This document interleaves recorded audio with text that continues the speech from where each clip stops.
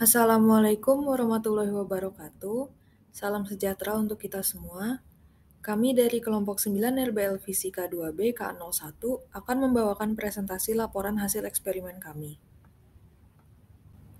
Kelompok kami terdiri dari 9 orang, yaitu Mega, Sekar, Pratnya, Teresiana, Akilia, Nadia, David, Veska, dan Yuha. Tujuan percobaan. Pertama, melakukan setup alat eksperimen fenomena difraksi serta menganalisis diameter berbagai serat alami berdasarkan pola difraksi yang muncul pada layar. Kedua, menentukan diameter dari serat alami tanaman tari putri dengan menggunakan teknik pengukuran optik yaitu metode difraksi. Ketiga, menentukan diameter dari serat alami sabut kelapa dengan menggunakan teknik pengukuran optik yaitu metode difraksi. Keempat, menentukan diameter dari serat alami kulit jagung dengan menggunakan teknik pengukuran optik yaitu metode difraksi. Dan yang terakhir, menentukan fenomena difraksi serta menganalisis diameter berbagai serat alami berdasarkan pola difraksi yang muncul pada layar. Teori dasar. Difraksi adalah pelenturan muka gelombang ketika melewati celah sempit, sedangkan interferensi adalah efek gabungan atau superposisi dari beberapa gelombang yang nantinya akan berkumpul dalam titik yang sama pada suatu ruang. Peristiwa difraksi cahaya akan menimbulkan pola gelap terang pada layar. Sedangkan bahan serat sendiri adalah suatu jenis bahan yang berupa potongan-potongan komponen yang membentuk jaringan memanjang yang utuh. Salah satu fungsi difraksi adalah mengukur ketebalan serat atau benda yang tipis. Pada percobaan ini, kita menggunakan serat alami untuk dihitung ketebalannya. Di antaranya adalah serat tumbuhan, serat rambut, serat kelapa, dan isi pensil.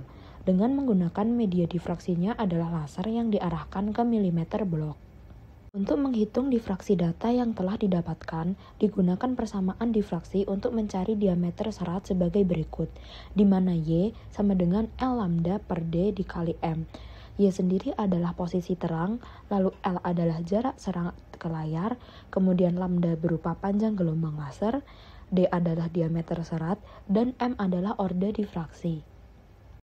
Selanjutnya, alat dan bahan yang digunakan dalam percobaan. Bahan percobaan yang kami gunakan yaitu serat rambut, serat tanaman, isi pensil, dan serat kelapa. Sedangkan alat percobaannya ada alat tulis, milimeter blok, laser, selotip, bingkai serat atau karton, penyangga laser dan bingkai, dan mikrometer sekrup. Kemudian, desain setup alat yang kami gunakan, yang pertama bingkai serat. Kami menggunakan kardus bekas, dipotong persegi, lalu dipotong bagian dalamnya dengan jarak kurang lebih 0,5 cm hingga 1 cm dari tepinya berbentuk persegi juga. Selanjutnya, tempel serat dengan selotip. Untuk penyangga laser yang kami gunakan, terbuat dari kardus sepatu bekas yang mempunyai pengunci di ujungnya. Lubangi penguncinya sesuai besar laser, lalu sangga kanan kirinya agar dapat stabil.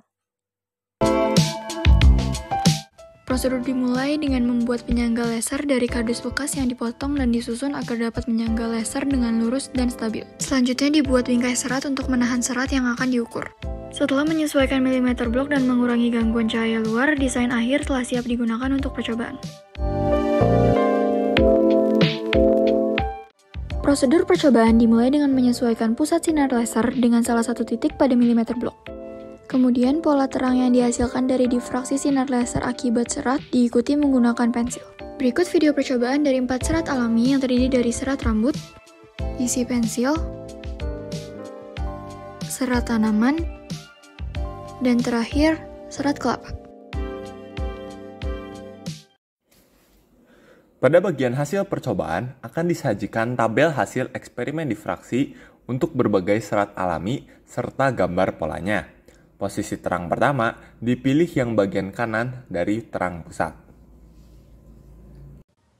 Pada eksperimen ini, jarak serat ke layar adalah 1,342 meter dengan panjang gelombang laser berwarna merah adalah 632 nanometer.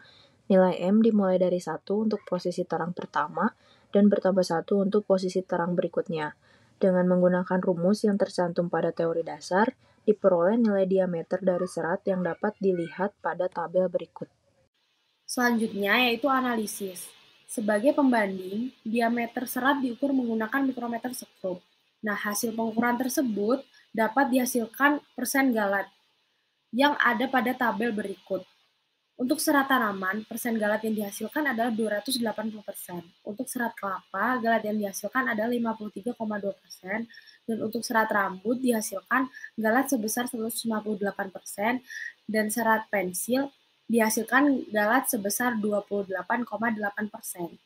Dari hasil tersebut, kita dapat menyimpulkan bahwa perbedaan jauh diameter hasil pengukuran mikrometer sekrup dan difraksi terjadi karena 3 alasan menurut analisis kami.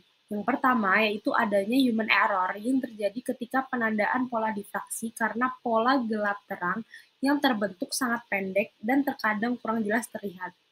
Yang kedua yaitu pembacaan jarak dari pola yang terbentuk dan pengukuran menggunakan mikrometer sekrup juga dapat memperbesar persen galat karena terkadang pembacaan setiap orang berbeda-beda. Lalu yang ketiga, adanya tenggang waktu antara pengukuran menggunakan metode difraksi dan metode mikrometer sekrup yang dapat membuat serat organik seperti tanaman dan kelapa menciut, sehingga dapat menurunkan diameter dan meningkatkan persen galat. Selanjutnya, bagian kesimpulan. 1. Jarak serat ke layar sebesar 1,342 liter dan panjang gelombang atau lambda laser berwarna merah sebesar 632 nanometer. Menghasilkan pola yang berbeda-beda dengan variasi serat dan setup alat yang kami buat. 2. Diameter serat alami tanaman tali putri yang diperoleh dengan menggunakan teknik pengukuran optik adalah sebesar 0,38 mm. 3. Diameter serat alami serabut kelapa yang diperoleh dengan menggunakan teknik pengukuran optik adalah sebesar 0,383 mm.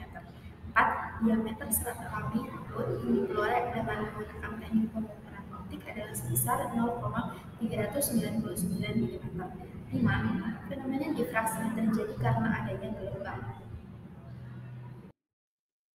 Berikut adalah beberapa foto yang kami dokumentasikan selama kami melakukan proyek RBL ini. Demikian presentasi kami.